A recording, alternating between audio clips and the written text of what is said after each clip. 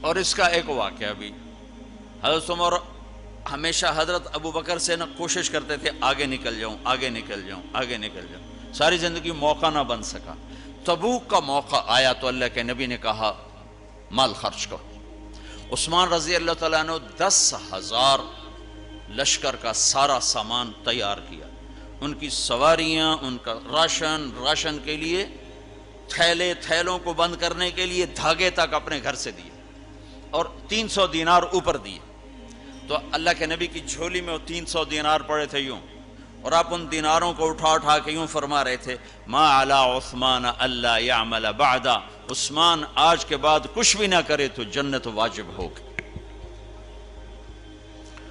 تو عمر کہنے لگے آج میں ابو بکر کو کاٹ سکتا ہوں، آج میں اس سے آگے نکل سکتا ہوں کہ وہ آج کل غریب ہے، میں مالدار ہوں، تو وہ تھوڑا لائے گا میں زیادہ لاؤں گا تو میں بڑھ جاؤں گا۔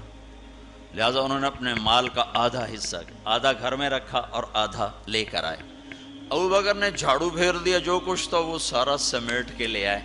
جب دونوں پراپرٹی سامنے رکھی گئیں تو حضرت عمر کی بہت زیادہ نظر آ رہی، ابو بکر کی بہت تھوڑی نظر آ رہی، لہٰذا حضرت عمر بڑے اطمینان میں کھڑے کہ آج جیت خطاب کے بیٹے کی ہے۔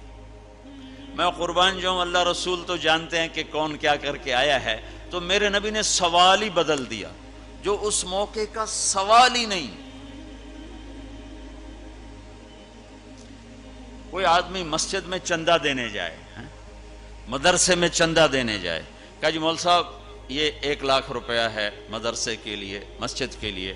آگے مولوی صاحب کہیں پیچھے کتنے پڑے ہوئے ہیں، تو وہ کہے گا اے بھی واپس کرو، میں تو تھوڑی نیت ہے جو کوئی چکر لگتا ہے کہ تسی ٹھیکیدار ہو، مگر علی شاید ابھی پیچھے کتنے پین۔ یہ موقع کا سوال ہے ہی نہیں۔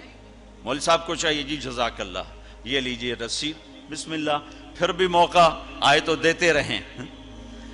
تو میرے نبی نے پوچھنا یہ تھا ابو بکر کتنا لائے ہو، عمر کتنا لائے ہو، اور یہی اس موقع کا سوال ہے۔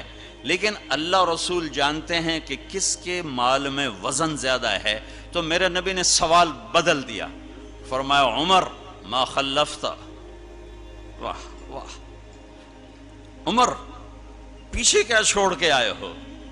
تو حضرت عمر تو وہیں دھڑم ہو گئے گا، میں گیا، سوال سے ہی وہ پتہ چل گا، میری کلی اڑ گئی وکٹ۔ عمر ما خلفت یا ما ترکت لأہلک، یہ دونوں الفاظ ہیں، پیچھے گھر والوں کے لیے کیا چھوڑا؟ تو پہلے حضرت عمر بڑے جوش میں کھڑے تھے، پھر ایک دم ڈھیلے ہو گئے، کہنے باجی آدھا چھوڑا ہے آدھا لایا ہوں۔ پھر آپ نے کہا ابا بکر ما خلفت یا ما ترکت لأہلک، ابو بکر تو پیچھے چھوڑ کے کیا آیا، بچوں کے لیے کیا چھوڑ کے آیا؟ تو انہوں نے کہا ترکت اللہ ورسول، میں تو اللہ اس کے رسول کو چھوڑ کے آیا ہوں، باقی سب کچھ لے آیا۔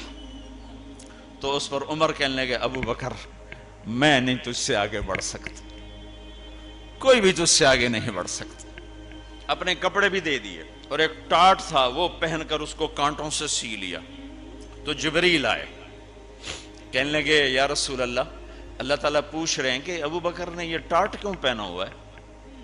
تو آپ نے کہا کہ ابو بکر نے سارا کچھ اللہ اس کے رسول پہ لگا دیا ہے، اس لیے یہ پہنا ہوا ہے۔ تو کہا یا رسول اللہ، اللہ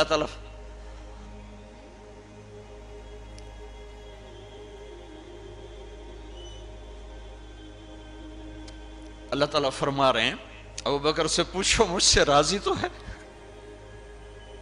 مجھ سے راضی تو ہے، اس فقر میں مجھ سے راضی ہے؟